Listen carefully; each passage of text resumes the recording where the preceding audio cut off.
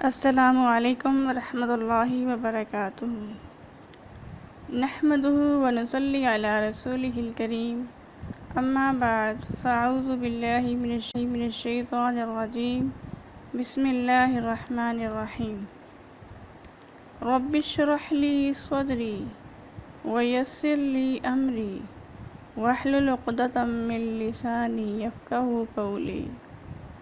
رب اشرح لی صدری ویسر لی امری واحلل عقدۃ من لسانی یفقہوا قولی۔ رب اشرح لی صدری ویسر لی امری واحلل عقدۃ من لسانی یفقہوا قولی۔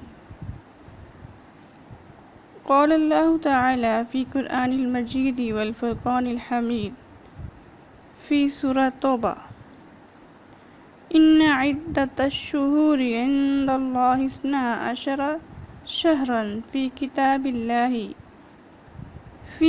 اللہ یوم خلق السماوات والارض منها اربعۃ حرم ذلک الدین القیم فلا تظلموا فیہن انفسکم وقاتلوا المشرکین کافۃ کما یقاتلونکم کافۃ واعلموا ان اللہ مع المتقین۔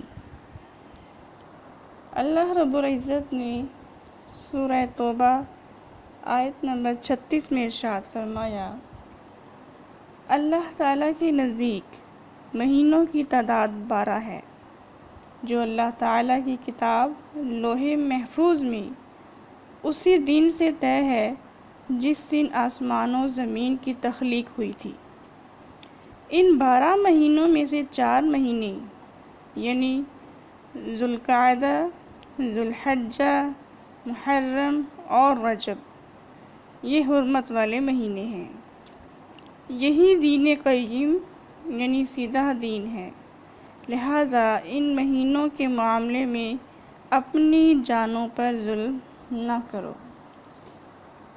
گویا کہ اللہ تعالیٰ کے ہاں محرم کی عظمت اور فضیلت اسی دن سے ہے جب آسمان و زمین کی تخلیق ہوئی تھی۔ قال النبی صلی اللہ علیہ وآلہ وسلم: افضل الصیام بعد رمضان شہر اللہ المحرم، او کما قال علیہ الصلاۃ والسلام۔ رمضان کے بعد افضل ترین روزے اللہ تعالیٰ کے مہینے محرم کے ہیں۔ گویا کہ اس فرمان مقدس میں محرم الحرام کو اللہ تعالیٰ کا مہینہ کہا گیا ہے۔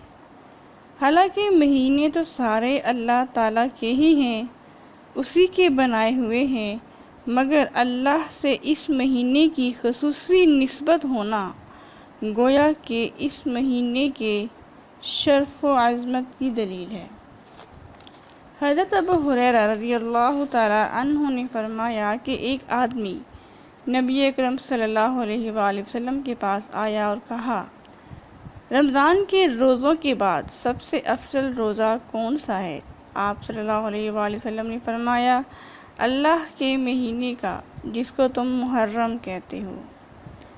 اسی لیے اس بات کا ثبوت بخاری شریف کی اس روایت سے بھی ملتا ہے کہ جس میں مذکور ہے کہ آپ صلی اللہ علیہ وآلہ وسلم جب ہجرت فرما کر مکہ سے مدینہ تشریف لائے تو دیکھا یہودی ہر سال 10 محرم کا روزہ رکھتے ہیں، تو آپ صلی اللہ علیہ وآلہ وسلم نے ان کے علماء سے اس روزے کی وجہ پوچھی تو انہوں نے کہا: ہمارے پیغمبر موسیٰ علیہ السلام نے چونکہ اسی دن یعنی 10 محرم کو فرعون اور اس کے لشکر سے نجات حاصل کی تھی، اور اسی کے شکرانے میں ہم روزہ رکھتے ہیں۔ تو آپ صلی اللہ علیہ وآلہ وسلم نے ارشاد فرمایا تھا: ہم اپنے بھائی موسیٰ علیہ السلام کے زیادہ حقدار ہیں کہ اس خوشی میں روزہ رکھیں، لیکن ہم یہودیوں کی مخالفت کریں گے، اسی لیے آئندہ سال انشاءاللہ ہم 2 روزے رکھیں گے، یعنی 9 محرم اور 10 محرم کا۔ 9 اور 10 محرم کا روزہ رکھیں گے، لیکن آپ صلی اللہ علیہ وآلہ وسلم انتقال فرما گئے اور اس خواہش پر عمل نہ کر سکے۔ لیکن بعد میں صحابہ کرام رضوان اللہ علیہم اجمعین نے حضور صلی اللہ علیہ وآلہ وسلم کی اس خواہش پر عمل کرتے ہوئے ہر سال 2 روزوں کا اہتمام کیا، کیونکہ محرم کے ایک دن کا روزہ رکھنے سے اللہ تعالیٰ 1 سال کے گناہ معاف کر دیتے ہیں۔ اسی لیے سامعین محترم، چونکہ محرم اسلامی سال کا پہلا مہینہ ہے اور حرمت والا بھی ہے، لہذا اس میں لڑنا، جھگڑنا، گالی گلوچ اور قتل و غارت سے مکمل پرہیز کرنی چاہیے۔ اس ماہ میں بکثرت روزے رکھیں، خاص طور سے عاشوراء کا روزہ انتہائی اہتمام کے ساتھ رکھیں، چھوٹوں کو بھی رکھوائیں، بڑے بھی رکھیں، اور یہ مسئلہ ذہن میں رکھیں کہ 10 محرم کا روزہ مست رکھیں، ضروری طور پر رکھیں، جو سنت بھی ہے، اور اس کے ساتھ 1 روزہ اور ایڈ کریں، چاہے وہ 9ویں محرم کا کر لیں، چاہے وہ 11 محرم کا کر لیں، 2 روزے رکھیں۔ صحابہ کرام کی عظمت اور شان کا دفاع کریں، صحابہ کرام کی سیرت کا مطالعہ خوب کریں، بدعات خرافات سے پرہیز کریں۔ معزز سامعین، عاشوراء بہت ہی عظمت والا دن ہے۔ اس دن نہ صرف حضرت امام حسین رضی اللہ تعالیٰ عنہ کی شہادت ہوئی، بلکہ اگر تاریخ کے اوراق کو گردانا جائے تو معلوم ہوگا کہ حضرت آدم علیہ السلام کی توبہ بھی اسی روز قبول ہوئی، حضرت نوح علیہ السلام کی کشتی بھی اسی روز جودی پہاڑ پر جا لگی تھی اور طوفان تھما تھا، یوسف علیہ السلام کو بھی اسی دن کنویں سے نکالا گیا، یونس علیہ السلام کو بھی اسی دن مچھلی کے پیٹ سے رہائی ملی تھی، اور قیامت بھی اسی روز یعنی 10 محرم کو آئے گی۔ نبی کریم صلی اللہ علیہ وسلم نے ارشاد فرمایا، لا تسبوا اصحابی، میرے اصحاب کو برا بھلا مت کہو، کیونکہ اگر کوئی شخص احد پہاڑ جتنا بھی سونا اللہ تعالیٰ کی راہ میں خرچ کر ڈالے تو ان کے 1 مد غلے کے برابر بھی نہیں ہو سکتا، اور نہ ہی ان کے آدھے مد کے برابر ہو سکتا ہے۔ مد ایک بڑا حقیر سی مقدار ہے، چلو بھر جس کو ہم کہتے ہیں، کہ ہم تو اس چلو کو بھی نہیں پہنچ سکتے۔